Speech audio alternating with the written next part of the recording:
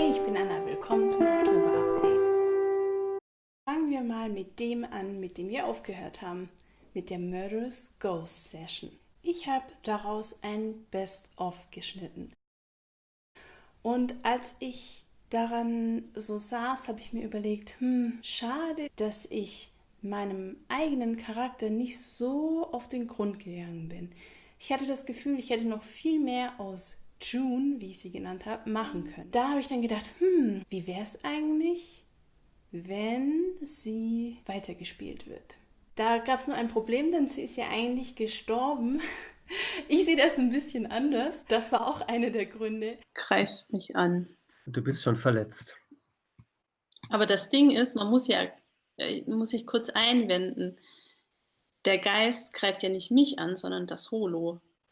Und deshalb habe ich das so spielerisch versucht, die Idee zu entwickeln, wie das wäre, wenn man den Charakter tatsächlich in einem Film umsetzt. Ausschlaggebend war aber auch eine kleine YouTube-Unterhaltung in den Kommentaren mit Gerrit, mit dem ich das gespielt habe. Angelehnt an die Beatles habe ich einen Kommentar verfasst, der heißt: Hey June, don't make it bad.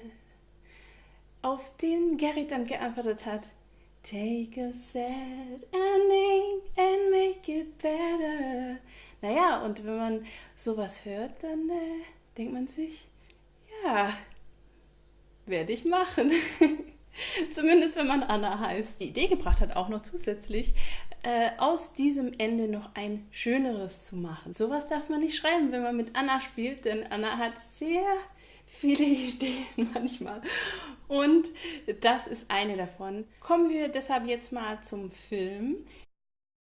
June 2853 oder auch June 2853, wenn ihr das so aussprecht. Das war so. Zuerst habe ich mir überlegt, was könnte June so angehabt haben, wie würde sie so aussehen. Und dann bin ich ins Bad gegangen, habe ein kleines Nachtlicht mitgenommen und mein Handy. Und jetzt muss man dazu sagen, das Witzige daran ist, dass Gerrit und ich beide gesagt haben, bevor wir die Session gespielt haben, dass wir uns sehr gruseln bei Horrorfilmen zum Beispiel und dass wir gar nicht so in die Richtung gehen wollen. Ja, merkwürdigerweise habe ich dann am Ende einen Horrorfilm gemacht. Ja, sehr interessant, was da immer rauskommt bei solchen Dingen. Also ich bin dann ins Bad gegangen und habe das Licht ausgemacht und habe ehrlich gesagt, ich hatte so ein paar Sätze, die ich sagen will, vielleicht im Kopf, aber das meiste davon war spontan. Ich wusste auch nicht, wie weit das geht. Ich wusste nur, June ist gerade aus dem Wasser gestiegen. Ich habe mich schon gesehen, wie ich da rausschwimme und rauskletter. Ja, die Idee war super, ja. Oh. Genau. Deshalb muss ich da natürlich erstmal Vorkehrungen treffen, dass es auch ein bisschen aussieht wie Wasser. Und June ist immer noch gefangen dort unten. June ist gerade dem Geist entkommen, hofft sie. Und ja, dann hat sich vieles einfach so ergeben. Ich hatte keinen Plan, wie das am Ende wird. Ich habe einfach nur meine Kamera auf mich gerichtet und Entdeckereintrag 2853, June. In dem Moment entstanden viele Dinge. Zum Beispiel, dass sie dann auf einen extra Raum trifft und da weitere Sachen entdeckt. Durch die Öffnung der Decke bin ich zu einer Art OP-Saal gekommen. Was dazu noch kam, dann ist die Frage, ob June dann vielleicht nochmal auf den Geist trifft, aber es vielleicht gar nicht merkt. Und es gibt diese, finde ich, sehr unheimliche Szene im Film, die ist auch zufällig entstanden, indem ich einfach auch die Kamera auf mich gerichtet habe und ich glaube, das war sogar ein Outtake. Ich wollte das schon löschen, aber am Ende habe ich mir das angeguckt und habe gedacht, wow, ich grusel mich vor mir selbst. Das war auch für mich auch so ein Indikator für diesen ganzen Film. Wenn es für mich gruselig ist, dann ist es schon mal gut. Das heißt nicht, dass es dann für andere Leute auch so ist, aber es ging ja erstmal so um meine Kreativität und den Charakter zum Leben zu bringen.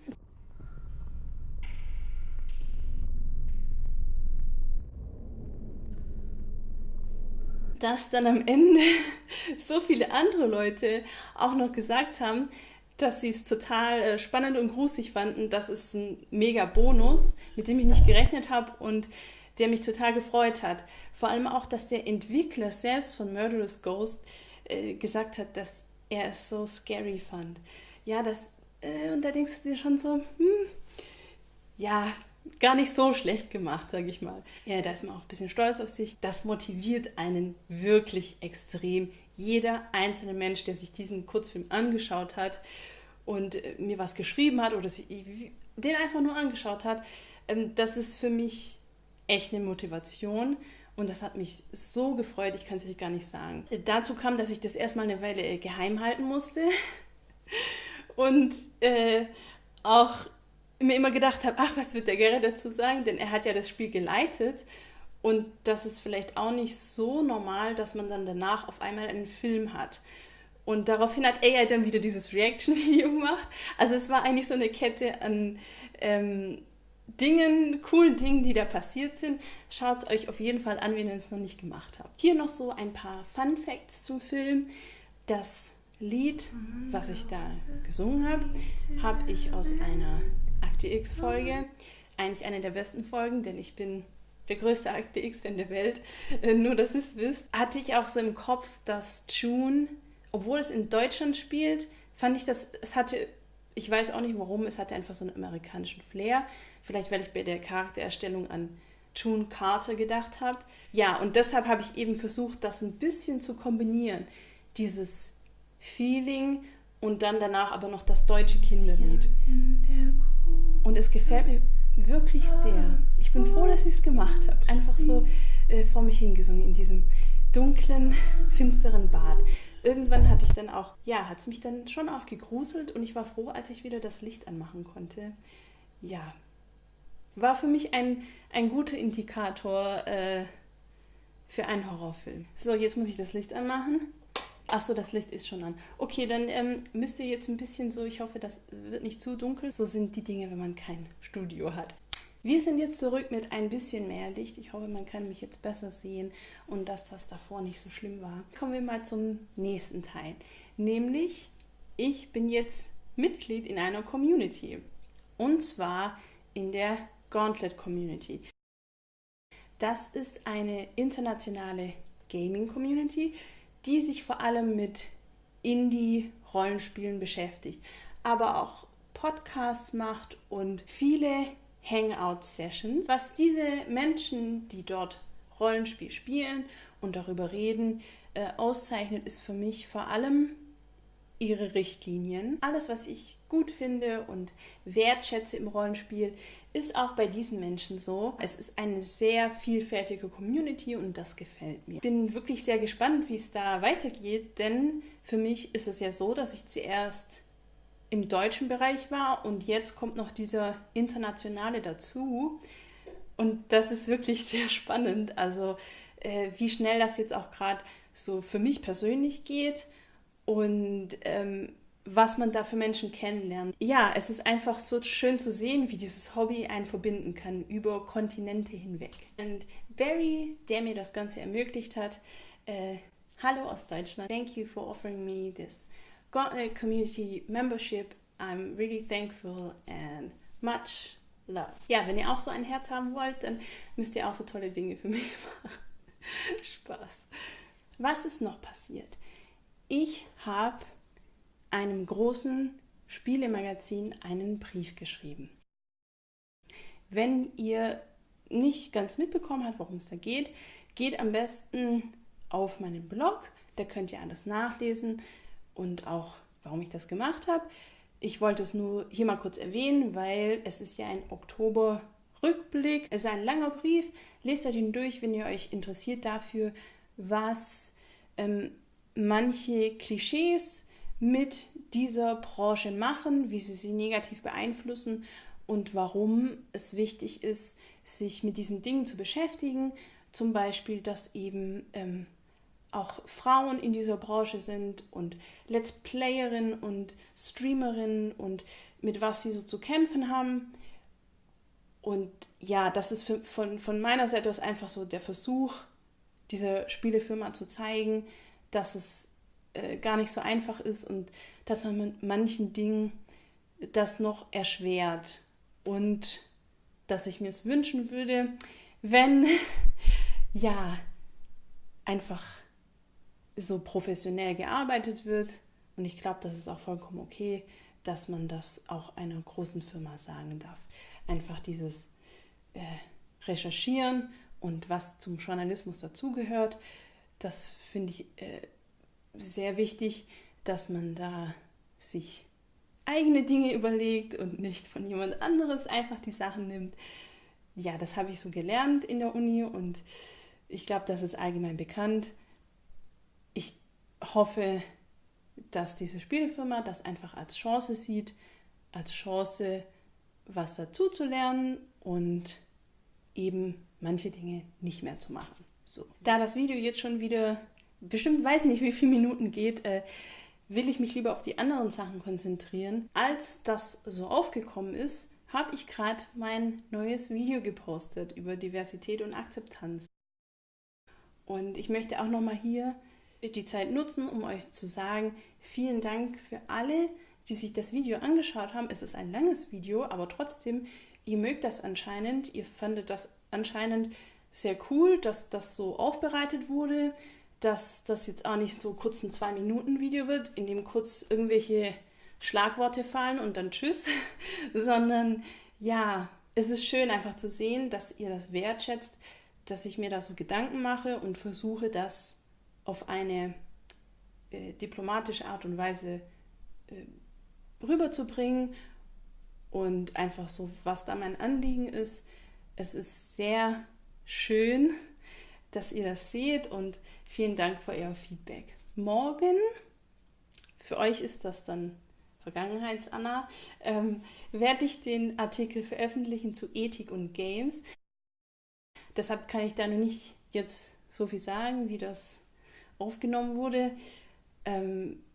Aber es hat mir auf jeden Fall, obwohl das Thema, was ich da behandeln werde, obwohl das sehr schwierig ist und einen vor Herausforderungen stellt, hat es mir sehr viel Spaß gemacht, das Thema zu recherchieren, wegkommen von dieser alten Vorstellung, dass Games nichts aussagen oder dieses ganze Thema mit Virtualität und Simulation, was ja immer näher ranrückt an die Realität, das nicht nur macht mit, wie ich das auch schon gemacht habe, zum Beispiel über Literatur oder Filme, sondern das auch in diesen Gaming-Bereich überträgt.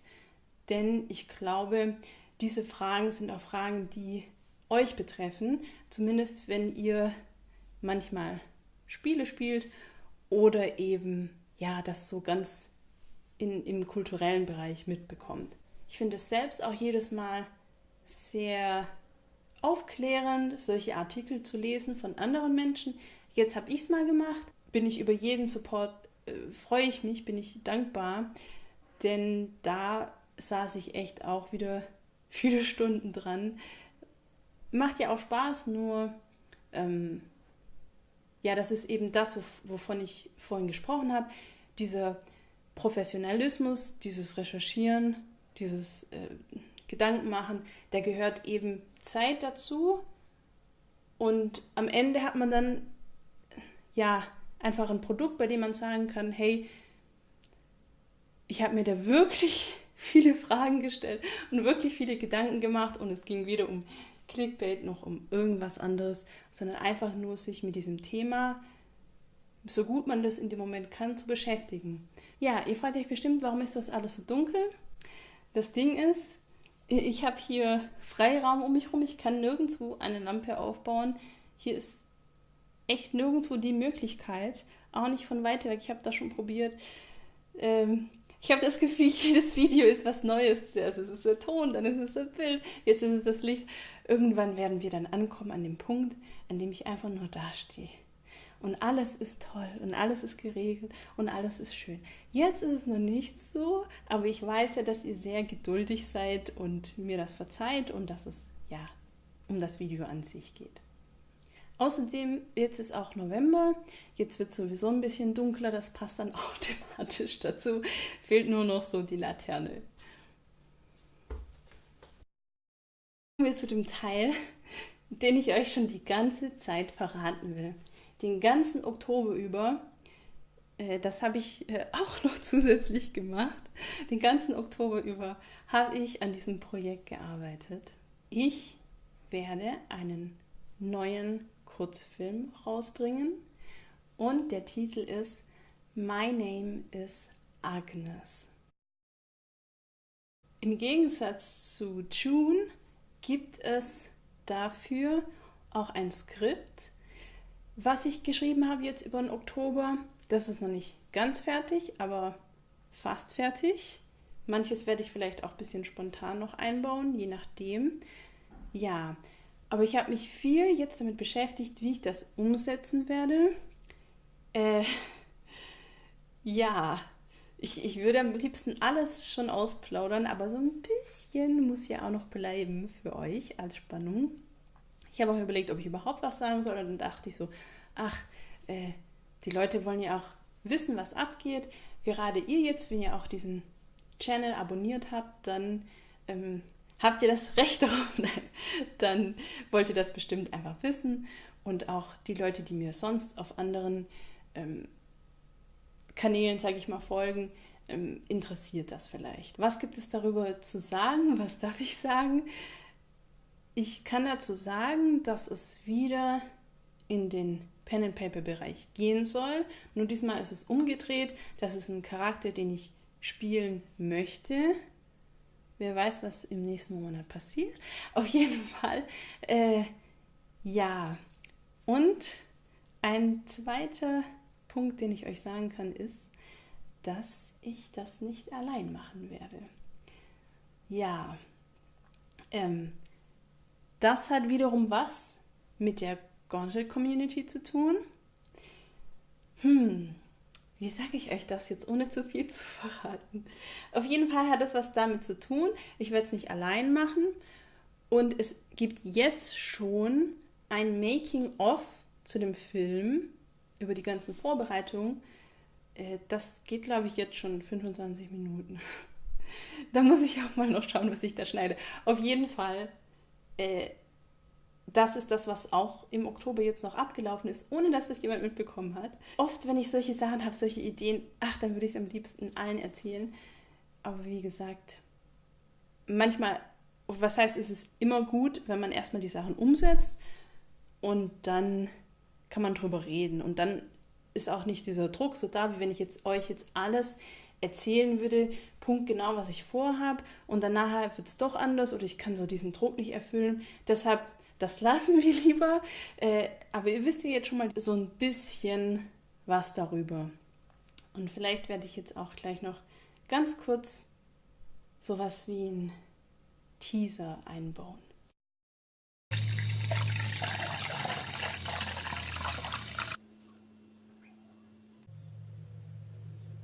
There's this rumor you haven't left her. Warum nochmal ein Kurzfilm? Eben weil das eine Figur ist, die ich spielen möchte, und weil ich schon immer mich fürs Schreiben interessiert habe, auch was jetzt Drehbücher angeht oder normale Literatur, sage ich mal, und auch die Umsetzung.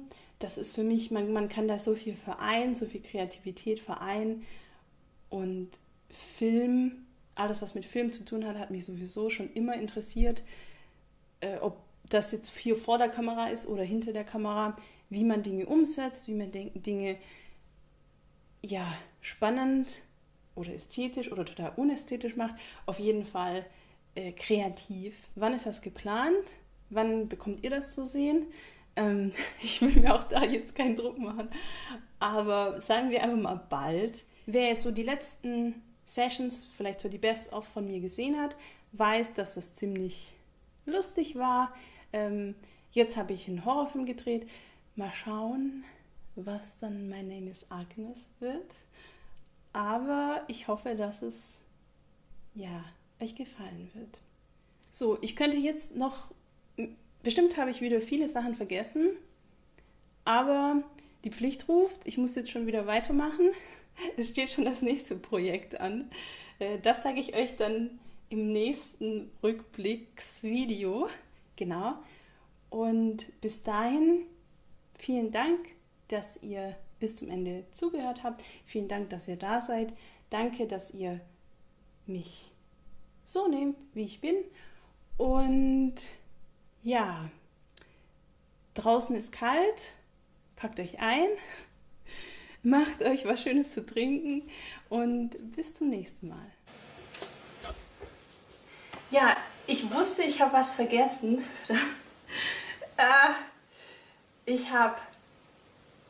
Das wollte ich noch sagen, ich habe ja gespielt auf der GauntletCon in der Community.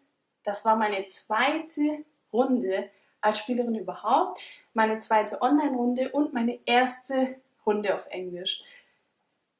Oh mein Gott, ich kann euch sagen, ich war so aufgeregt. Ich war so aufgeregt, weil ich nichts wusste, weil ich null vorbereitet war. Ja, also Gerrit hat mir, den viele ja von euch inzwischen vielleicht auch kennen, mit dem ich auch schon die letzte Session gespielt habe, da könnt ihr ihn sehen, hat mir geschrieben, ach, hast du spontan Zeit? Und zufälligerweise hatte ich tatsächlich spontan Zeit und ja, wollte ihn auch nicht hängen lassen, weil ich wusste, er sucht noch jemand. Dann dachte ich so, okay, dann machst du das jetzt. Ja, dann habe ich mitbekommen, oh ja, es ist auch ein Designer, ein Spieldesigner, der da mitspielt, Jesse. Und ich denke mir so, okay, hallo, ich habe keinen Plan von gar nichts, aber hallo. Also, okay, ich stelle mich immer so ein bisschen da, dass ich keinen Plan habe. Das stimmt auch nicht mehr inzwischen. Aber eben, es ist schon nochmal ein Unterschied. So, dann hat mir der Gerrit die Spielregeln erklärt. Ich war erstmal total... Ja, ich war so überfordert, weil das so... Normalerweise bereite ich mich eben ein bisschen vor oder lese mir so die Regeln durch von einem Game. Aber da war es nicht so. Und ich wusste auch gar nicht, man hat so schnell seinen Charakter erschaffen müssen. Ich habe in dem Moment, in dem ich geredet habe, Englisch, habe ich den Charakter erschaffen. Und man kann es teilweise sehen, ich kann euch das jetzt sagen. Wenn ihr das Video anguckt, seht ihr manchmal, es sieht vielleicht so ein bisschen ernst aus, aber das ist so mein Gesicht, wenn ich voll die Panik habe und denke, oh mein Gott, jetzt bin ich gleich dran. Retiree from Cincinnati, Ohio, who became interested in tuk-tuks and decided... Jetzt muss ich gleich was erfinden. Ich habe keinen Plan. Ich weiß gar nichts. Und ja, es war schon echt auch ein Druck für mich, bis ich dann erstmal reingefunden habe und dann gemerkt habe, dass es ja vollkommen okay ist. Dein Gehirn wird schon was Verrücktes zusammenspinnen. Ja. Aber es war eben schon echt anders, wie wenn jemand mich jetzt gefragt hätte, willst du Dungeon World spielen? Dann hätte ich gewusst, was zu tun ist, wie man das macht. Dann hätte ich mir vorher was überlegt. Ja, da war es wirklich so. Oh mein Gott, Hilfe. Am Ende war es sowas von witzig. Ihr könnt euch das anschauen, das Best-of. Hat mir total gefallen. Ich musste mir auch erstmal beim Schneiden, manchmal mache ich das, glaube ich, vielleicht auch deswegen, mit diesen Best-ofs, ist mir aufgefallen, wie toll auch die anderen Geschichten waren, auf die ich mich ja nicht so krass konzentrieren konnte. Und dass es eben einfach eine schöne, runde Sache war. Ja. Genau, das hatte ich noch vergessen. Ich wusste, ich habe noch was. Ja. Ich bin so gespannt, wie es da weitergeht.